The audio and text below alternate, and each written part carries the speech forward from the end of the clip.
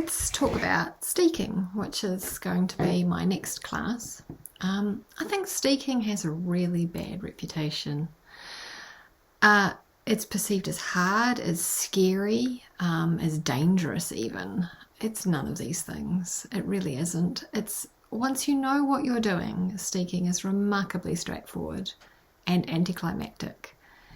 And so I think a really good place to start is a class that lets you know the information you need before you begin, that's going to settle in your mind that this is no big deal, spells out exactly what you need to do, that dispels the myths around steeking, which are many and varied, and that just gives you the confidence to have a go.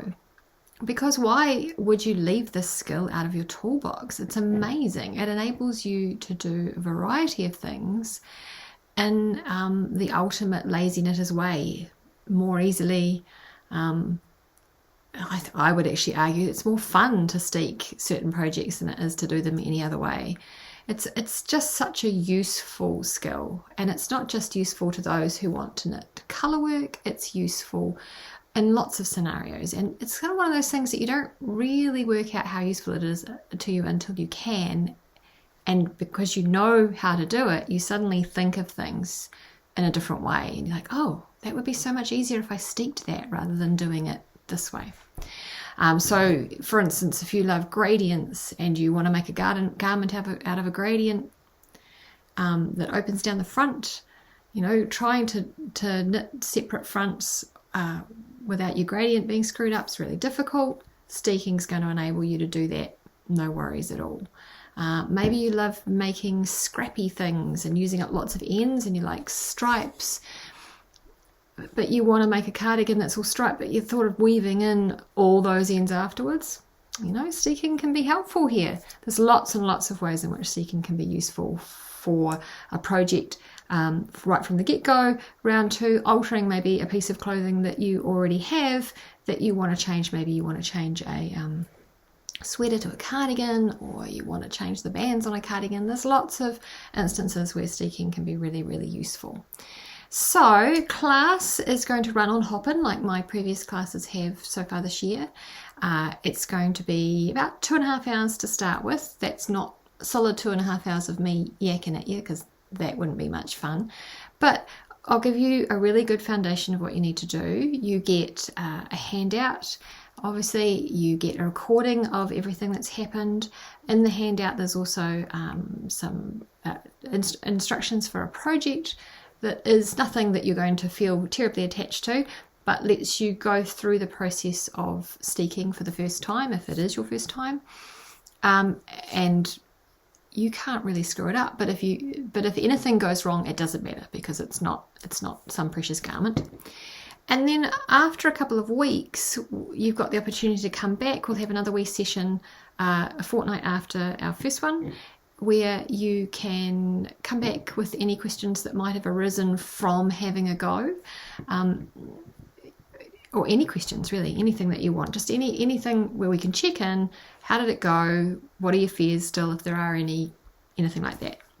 So that's about 3.5 hours total content. And as I say, you get recordings of everything that's happened. So it might be that you can't join us live at the time. The benefit of joining live is not that you get to wave at me. I don't actually see you for the bulk of teaching. Although obviously there is a period at the end where we can ask questions on camera, but you can type questions to me throughout class. And the benefit of being live is that I can respond to any questions you have immediately. And I can tailor content to make sure that I'm answering those questions. But that doesn't mean it isn't valuable content if you can't be there live, and we're never going to have a time that suits everyone. So if you can't join us live, you can still sign up. You will get all the content, you'll get recordings of everything, which you can then watch in your own time. And it might be that you can't come to the original class, but you could come to the catch-up a couple of weeks later, or vice versa. And that's fine. It doesn't matter which way around you do it, how you do it, when you do it, the content's all there for you to access. And of course, if you couldn't make it live, that doesn't mean you can't ask questions. You just email me, contact me later and ask me questions that way. It's not, I'm not shutting myself off from you. It's just you don't have an opportunity to do it on the day. I hope that anyone who takes the class ends the class and goes, huh, that's not such a big deal, because indeed steeking is not such a big deal. But once it's a skill that you've mastered, no longer do you have to look at projects and go, no, not for me because it says steeking, because that's too hard. It's not hard. It's not an advanced knitters concept. I don't think there are many advanced knitters concepts, to be fair. But steeking, once you've done it, once you've worked out what's involved, you will be deeply underwhelmed. You just need to understand what happens and get through your first steek, and then you'll be set. Honestly, you'll be absolutely fine from then on in. So I'd love if you could join me.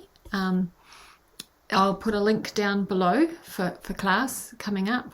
And if you're watching this after that class ran, then the popular classes I'm aiming to run more than once. But if you are really, really keen to have content now, you can get in touch and you can enroll after the fact, and I'll send you the content if you wish to do that. So yeah, be great to see you if that's something that interests you.